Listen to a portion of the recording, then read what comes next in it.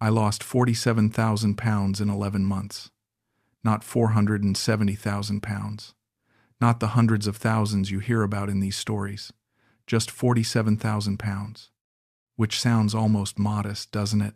Until you understand that it represented everything I had worked for in 41 years as a bank clerk, every penny I had scraped and saved and deprived myself of across 4 decades of careful, methodical, almost obsessive financial discipline.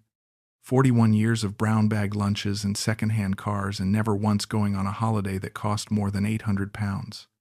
And she spent all of it in less than a year, without me knowing, without me suspecting, and she did it using 5 credit cards that I didn't even know existed, all of them opened in my name, all of them maxed to the limit, and all of them accruing interest at rates that would have made me physically ill if I had seen them when I was still working at Barclays and watching customers destroy their finances one easy monthly payment at a time. My name is Douglas. I'm 72 years old.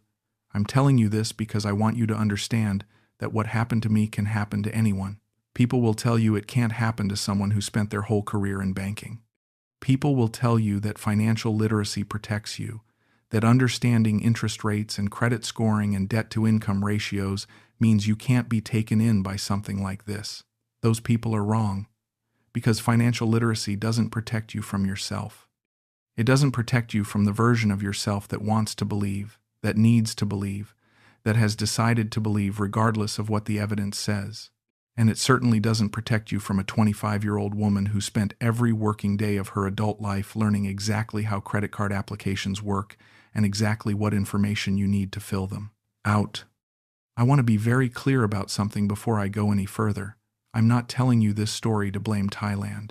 I'm not telling you this to say Thai women are untrustworthy or that relationships between Western men and Thai women are inherently predatory. That would be both wrong and unfair.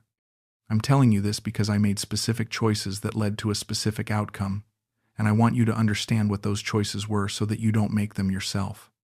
The fact that it happened in Bangkok is incidental. The dynamics that made it possible could have played out anywhere in the world. I just happened to be in Bangkok when my judgment finally failed me completely. I grew up in Wolverhampton. My father was a factory worker and my mother worked part-time at a post office, and money in our house was something you discussed in whispers, something that was always slightly insufficient, something you worried about late at night when you thought the children were asleep. I heard those whispered conversations more times than I can count, lying in my childhood bedroom listening to my parents argue quietly about whether we could afford the school trip or the new shoes or the replacement boiler.